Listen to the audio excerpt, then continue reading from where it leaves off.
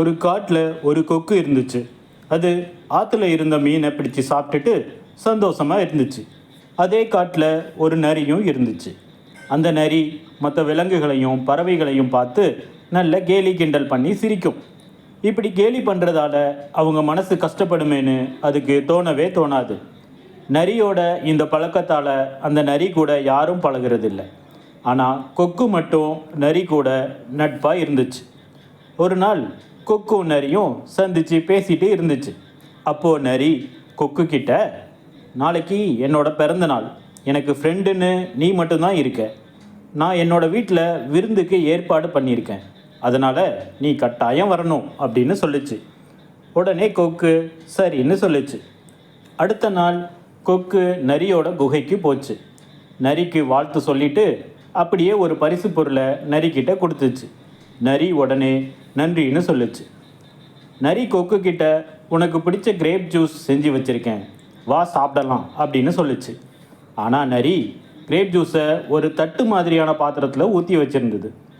நரி கொக்கு கிட்ட, சரி இப்போ நம்ம கிரேப் ஜூஸை குடிக்கலாம் அப்படின்னு சொல்லிச்சு.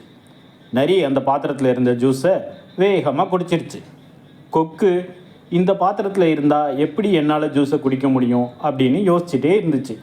அதை பார்த்த நரி கொக்கோட உருவத்தை கேலி பண்ணி, நீ இப்படி இருந்தால் எப்படி உன்னால் ஜூஸை குடிக்க முடியும் அப்படின்னு சொல்லி சிரிச்சுது. நரி சொன்னதை கேட்ட கொக்குக்கு ரொம்ப கஷ்டமாக இருந்துச்சு. கொக்கு அப்படியே கவலையோட வீட்டுக்கு நடந்து போச்சு.